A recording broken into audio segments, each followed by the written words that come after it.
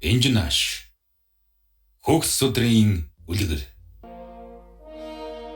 нэг Тэмүүжин тэмэндэллээ. Хар мөрөн жилийн хавар Бэда буюу бидний улсын эзэн Есүхбаатар балгуу хорооны өмнөх өндөр довын арсланд цацарч сууж өөрийн 10 түмэн цэргийг боловсруулж байтал Хрээд улсын эзэн Хэван тойрол ирж авог зүр намайг алж хан сүрийг булаас угаж албад харьяатыг болд бүхийгээр болон аваачлаа. Баатар эзэмэн өмөгт цэрэгэн авч өшөөг авч өгч болох уу гэж мөргөн гоо. Есүхбаатар Хэванга ёс бусаар явж ах дүүгэн өөрийн алж авог зүрдэн хөөгцнийг мэдтвч эцэг Барданбаатарын үеэс Хэвангийн эцэг Байлууг өмгөөлөн хамгаалж явсныг бодож өөрийн биеэр нэг түмэн шалгарсан цэрэг авч хүрэн түүний авог зүрийг галуун ууланд ихэл дээлж Хрээдийн нийтийг дагуулan төвшөдгөж дайны олз бүхнийг Хэван тойролд өгч эрх төвчийг бариулав.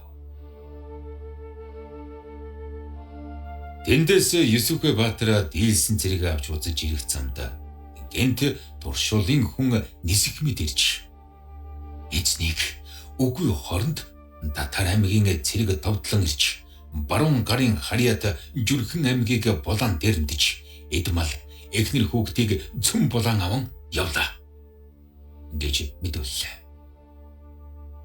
Есүхбаатар аянг мэд хэлгэнч улстан хурж очоод амар цэргийг нэмэн авч Татар аймгийг дайлахаар морлоо.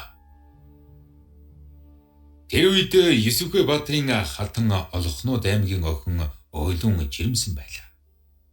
Ойлун үжин анх хөл хүнд болоход нэг шөнө унтаж байтал өргөний өрхийн нүхээр алтан од харун орж ирээд голомтын тоног тусаж гэр дүрэн цагаан гэрэл туяаран цацарч цугларч баглсаар мөнгөн ус мэтийг хэвинтэн мэлмэлдэж гэнт нэгэн цагаан мөр унсан мөнгөн хуйг дуулгатай 9 дохоо өндөр биетэй 5 мушка сайхан сахал сарм мэд царай өдөн адил нүдтэй гартаа мөнгөн иштэй ган илд барьсан алтан өнгөт тэнгэр болж хувлаад шууд орны ширээнд нь алхан хурчээд Ойлун үжнийг элбсэн мэд боллоо. Ойлун үжин зочин сэрвэл харин нэгэн зүүд байжээ. Түүнээс Тэмүүжин шалтгаантай болов. Тэндээс Есүхбаатар Татар аймгийг дайлахаар утсанд хараахан 4 сарын найрамдуу цаг тул талын хүүхэд зүлэг хөхрөн уулын 100 цэцэг дэлгэрч элдв зүйлийн болжмөр жиргэн. Нэгэн өдөр Ойлун үжин хэдэн эхнэр охтыг дагуулan балгуу хорооноос гарч онон мөрний хөөндөх дэлгэн болдог ууланд зугаалахаар гарлаа. Ойлун үжин элдв өнгийн цэцэг үсийг сонирхож явтал гинт хөвлийн өвдөн үүсгвэ. Би жимсэн тул өдөр хоногийг тоолж үзвэл чивхэд л 10 сар дурч хөнгөжих цаг болсон байлаа. Ойлун үжин хэдий бээр анх нэралхыг завдан буй боловч хөвлийн өвдөх байдлаас харж амжихгүйгээ мэдээд яаран далд нөмөр газрыг ирж очин хөнгөжв. Тэр үед дэлгэн болдог уулын оройгоос хэдэн тэвэр бүдүүн цагаан гэрэл мандан гарч солонго мэт тэнгэрийн зээлд толваа. Он мөрний ус ёроолдоо хүртэл тов тонголог болж хэдэн алдын их загас цөм үзэгдэв.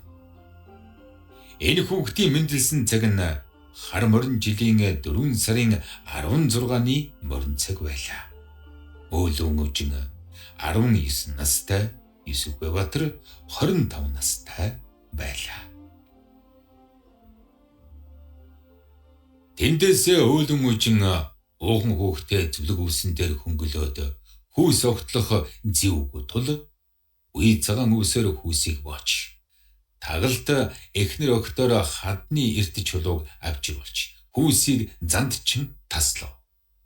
Үүнтэй өвлөн үжний дотор руу ирж нүдний нулимс хүүхдийн хүүс ба чулуу өвсөнд сувдран туслалаа. Өвлөн үжин аяа ууланд төрсөн анх нялх минь өвсөнд ургасан эрдэн хүү минь аж чинь үл цагаан өвсөдл олон болдог.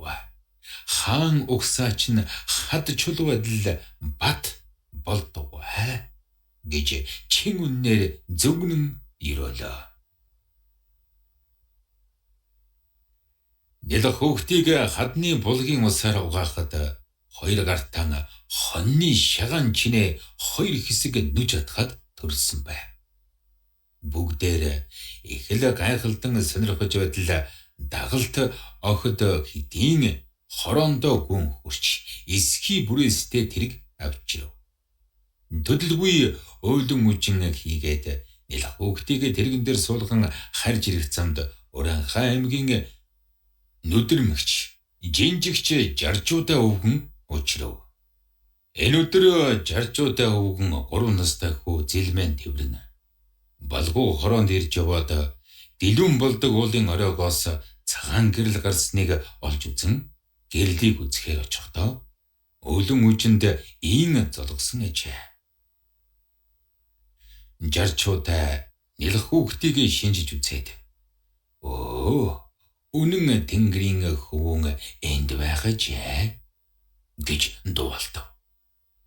Жарчуудаа өвлөн үжнийг дагаж балгуу хороонд хүрч энэ хүүхэд ертөнцийн хүмүүний шин бус ерийн хүмүүнтэй үлтгэж ширээ ба өсөрт хэвтүүлэн тэжээж болохгүй. Мэрх биш хиягард хөндөй тэжээвэл сая бузар бурдаг халдахгүй гэлээ. Өвлөн үжин хэрхэн хиягард хөндөй байлган тэжээх вэ гэж асуусанд жарчуудаа баахан бодоод энэ хэлбэраа талын бургалсны бүдүүний аргалын галд нугалж арал болгон нарийн мөрөөлгөн доор нь ялуу хийж сайхныг гүрж гарих болгон толгойг нь халахлан зуны чихт өлгөж тэжээ. Өвлийн хөөтөнд өвөрлөж хөхөл өөний нэрийг үлэмж буйндныг тэжээх тул өлгий гэж маш буйндныг тэжээх тул манцөв гэж нэрлэе гэвэ. Тэр хэлсэн ёсоор өлгий хийж 3 хоноод нялх хүүхдийг өврөөс гарган 9 булгийн усаараа дахин угааж 9 гүний сүгээр сүрчиж өлгийд орууллаа. Жарчуудаа тос тараг зөөхийгөр өлгийг нь мэлгэж тэгш сайхан өлгээд хэвдэснээр тэнгэрийн үрст тэмцэл үл халддаг. Бургас модны өлгийг хэвдснээр богдын үрст буртаг үл хүрдэг. Сайхан өлгийг хэвдснээр хан хүнчи дээд хөндөй өлгийг хэвдснээр дэлгэрэгч богдчи хамгийг эзлэгч хаан сууж олныг амгуулдаг. Дэлхийг эзлэгч эзэн болж нийтийг жаргуулдаг гэж бэлэгдэн ирүүлээ. Жарчуудаа бас зэлэм хүүгийн үлдэн өгч очин өдөр сайд төшмөл нь болог гэсэнд өвлөн үжин хараахан бяцхан байна. Өөлий болсон хойно өгч тэтгүүлдэг гэд хором хийж дайлан хүнд бэлэг шагнаж хариуллаа.